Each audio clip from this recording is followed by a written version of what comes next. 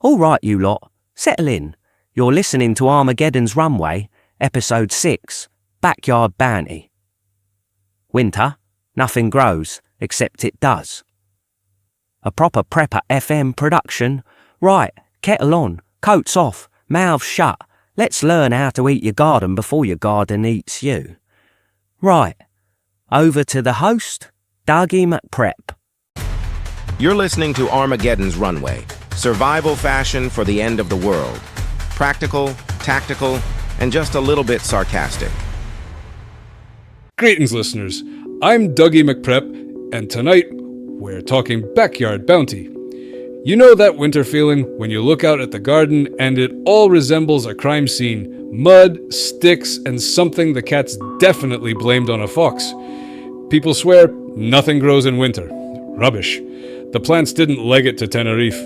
They just changed tactics. Your job, if you fancy eating for free, is to read the quiet bits. The rosettes hugging the soil, the berries that hung on after the Instagram crowd fled indoors, and those cheeky green mats pretending to be moss.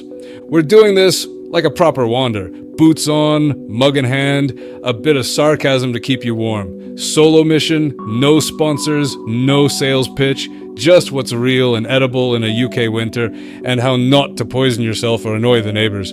First, ground rules. Quick and painless like ripping off a plaster.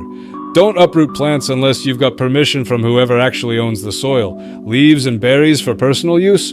Usually fine. Digging up roots? So ask. Because we're foragers, not Victorian grave robbers. No trespass.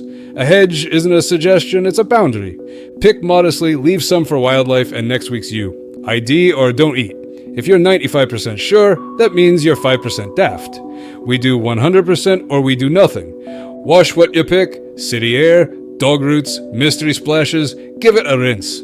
Kit list for winter foraging is simple. Gloves, a small knife or sturdy scissors, a fork or trowel if you've permission for roots, a basket or cloth bag, no sweaty plastic, cheers, and a torch if you're the sort who says, I'll just nip out before dark, and returns at midnight. Right, let me earn your trust fast with the first freebie that laughs at frost, chickweed. If your lawn looks like it's wearing a soft bright green cardigan in January, thin stems, tiny starry white flowers when it warms up a tick, that's chickweed. It's tender, mild, and tastes like a polite lettuce that's had a good education. It loves disturbed soil, pots, borders, basically anywhere you didn't want it. Snip it clean. If the stems are long and stringy, you've got a salad and a garnish in one. If it's short and lush, posh salad, rinse, shake, and onto crumpets with butter and a sprinkle of salt. If you're feeling like a TV chef with a mortgage, chop it into scrambled eggs. Done. Winter salad without the supermarket plastic shame. Close cousin in the I thrive when you're miserable club is hairy bittercress. Tiny, neat rosettes with little leaves that look like someone's drawn a mini oak tree.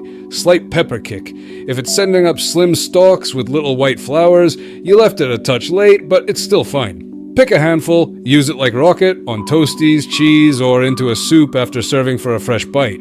This is the trick with winter. Fresh punch at the end makes yesterday's stew taste like today's plan. Now, dandelion. In winter, it crouches low, a green pinwheel against the soil, lobed leaves like lion's teeth. Dandelion, Dentelion, look at you learning French. Leaves can be bitter, especially older ones. The cold helps. Pick smaller, younger leaves for salads. Bigger ones go in a quick pan, wilt with garlic.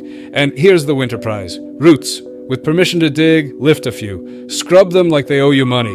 You can roast, grind, and make a proper faux coffee. Nutty, dark, no caffeine tremors, and no cafe bill. Slice thin, roast low, and slow in the oven till they smell toasty, then blitz. If you're posh, sieve it. If you're like me, accept the bits as texture. Steep like coffee. Milk, no milk. Do what you like. Tastes like a hug from a hedgerow.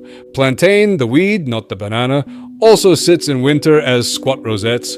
Oval leaves with ribs like string running lengthways. Narrow leaf version is thinner with a lance shape. Ribwort, if you want to impress a botanist in a bar. Young leaves are edible, a little tougher than chickweed, so go small and fresh. Older leaves are chew-proof. Save those for poultices if you're the kind who bumps into brambles for sport. Fine to chop into soups or mince into mash with butter and black pepper. Plantain in mashed spuds. Sounds grim, tastes fine, and your nan would approve if she was a druid. Now, the conifer you've been ignoring because it looks like Christmas stuck around, pine needles. Pick fresh, bright needles from Scots pine or other safe pines. Avoid yew. Yew is not a pine, it's a funeral. Yew is extremely toxic. Pine needles make a properly vivid tea. Hot water, a squeeze, 10 minutes, strain. Smells like a walk on the moors. It's got a tart, citrus vibe. Nice splash of honey. This is your winter morale drink. If it tastes like cleaning product, you use the wrong tree. Stop, reset, identify. If you're coastal or near a fishmonger who owes you favors, seaweed in winter is premium and plentiful.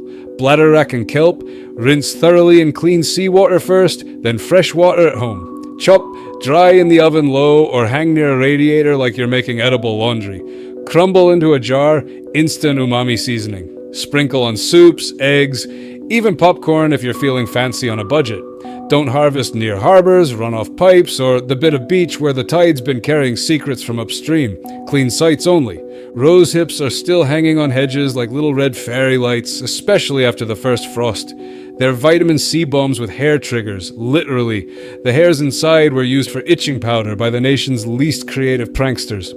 Best trick, simmer hips gently, mash, strain through muslin or a very sulky tea towel, sweeten lightly. There's your winter syrup for toast, yogurt, or drizzling into porridge that otherwise tastes like crap.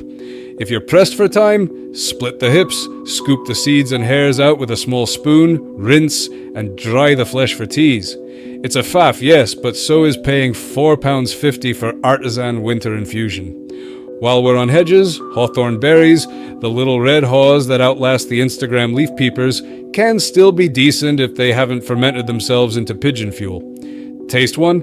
If it's mealy and sweetish, you're in. They're better cooked, chutney, jelly, or simmered down with apple into a spread that screams British autumn clinging to relevance. Keep an eye on the stones inside and don't crunch them up. Strain if you're doing sauces. Hawthorne also says heart health in the folklore, but we're eating it, not bottling it as miracle cure. Gorse, if you're on heathland or wild edges, blooms and fits all year. Yellow flowers that smell of coconut when the sun's got its act together. A few petals tossed on a salad make you look like you know what you're doing. Spiky plant, mind your fingers. Avoid roadsides where it's inhaled 1,000 years of exhaust. Mushrooms in winter, careful territory. There are friendly ones.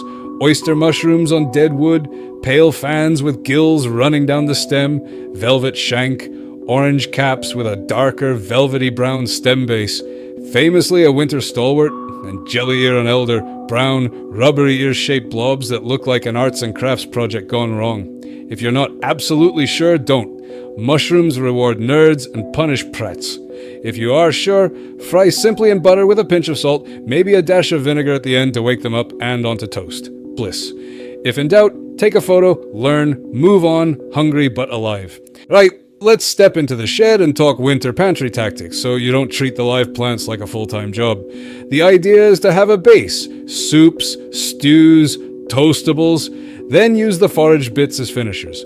That way, you need fewer greens and each handful has a big impact. Example, day-old stew, ladled into a bowl, hit with chopped chickweed and hairy bittercress, drizzle of rosehip syrup, and a squeeze of lemon or splash of vinegar. 5 seconds of chefery. Looks like you planned your life. Dandelion root coffee. Here's the quick method. Scrub roots till you could eat off them, slice thin coins, roast on a tray at approximately 120 to 140 degrees Celsius until dry and toasty brown, 45 to 90 minutes depending on thickness. Let them cool, grind as coarse or fine as your gadget allows, brew like you would a cafetiere, don't expect crema. Add a cheeky teaspoon of cocoa if you want a mocha fantasy. It's earthy in a good way, like a handshake from a farmer who reads your palm. Let's do a 5-minute winter forage loop you can repeat weekly without looking like a weirdo to the neighbors. Check the lawn, borders for chickweed mats, snip a cereal bowl's worth. Scan cracks and pots for hairy bittercress rosettes. Pluck a handful. Spot dandelion rosettes. 2 small bunches of tender leaves. 1 or 2 roots if and only if you've got permission to dig. If you've got a pine that's not you, triple check. Take enough needles for 2 mugs of tea. Hedgeline, rose hips, handful for syrup top-ups, hawthorn if they're still good. Fallen logs, oyster jelly ear, only if ID is solid. Back home, wash, spin, or pat dry, stash in the fridge with a damp cloth, not sealed like you're embalming them. Make a jar of seaweed salt if you're coastal, crushed dried seaweed mixed with table salt. It transforms boring eggs into, I could sell this, and no one needs to know you found it flapping about on a rock while pretending you were getting steps in. Common mistakes I see when people start winter foraging, treating every rosette as a dandelion. Plantain and cat's ear want a word, check leaf shape, feel those ribs on plantain. Mistaking any evergreen for pine, you again. Red arrows with a single seed, avoid the lot, don't play hedge roulette. Picking from dog height without washing because frost kills germs. Frost kills your enthusiasm, not bacteria. Wash, over-harvesting the first patch you find. The wildlife is already running a deficit this time of year. Don't be the reason the blackbirds come for you like Hitchcock's The Birds. Quick warm pan recipe you can do midweek. Knob of butter in a pan. Toss in a chopped shallot or the end of a spring onion you resurrected from a jar. Add a handful of roughly chopped plantain and dandelion leaves. Young, quick sizzle, 60 to 90 seconds. Crack in 2 eggs, stir lazy, like you're not being paid. Off the heat, fold through a handful of chickweed and bittercress, salt, pepper, maybe a flick of your seaweed salt onto toast. It tastes like winter remembered it's alive. If you're inland but have a sunny wall, many gardens keep rosemary alive all year. Yes, cultivated, not wild, but we're not snobs. Strip needles, chop fine, and you got a herb that laughs at sleet. Rosemary and hawthorn apple jelly with cold meat. That's Sunday lunch from leftovers that were declaring squatters' rights. What to avoid? Tattoo this into your mind. You, again, ivy berries, holly berries, admire, don't chew. Wild watercress from slow, livestocky streams, liver fluke is not a pet you want. Anything that smells of almonds in the hedgerow, unless you truly know what you're doing, cyanide is not a flavor profile. Plants from railway embankments or sprayed verges, chemical cocktails you didn't order. A word on storage. If you end up with more rosehip syrup, decant into clean bottles and keep chilled. You can freeze it in ice cube trays. Pop a cube into hot water when you're feeling medieval and scurvy adjacent. Dried seaweed will keep till the apocalypse or until you forget where you put it. Dandelion root grounds. Airtight jar, cool cupboard, use within a couple of months for flavor. And because winter is long and your patience is short, try this morning routine. Kettle on. Pine needle tea steeping in a mug. Slice of toast with butter, dollop of rosehip, sprinkle of seaweed salt. Trust me. Quick scan outside. If the chickweed's perked up, you'll harvest tonight. 5 minutes. You'll feel smug. Good. You've earned it. Last bit before we take a breath, permission and politeness. If you've got shared green space, ask. Mind if I tidy up some weeds for a salad? Works better than I'm here to harvest your urban terroir. People will either think you're eco-chic or insane. Both are acceptable outcomes. Offer a jar of rosehip syrup and you graduate to neighbor we tolerate. Alright, that's your first quarter hour. The lay of the land, the safety rails, and the easy wins that actually grow when your garden looks like it's given up hope. Next, we'll push deeper into hedgerow strategy, proper ID cues you can use at a glance, and a few one-pot meals that stretch a cheeky handful of greens into something dinner-worthy in January. Till next week then, Slangavar. That concludes this transmission of Armageddon's Runway. May your socks stay dry, your boots stay strong, and your neighbors stay distracted. That's your warm-up, folks. You've learned more in 15 minutes than most do all winter. Fill the kettle, sharpen the scissors, and try not to eat anything that fights back. We'll be right here when you're ready for the next course on Armageddon's Runway, a proper prepper production. Till next time, see you laters.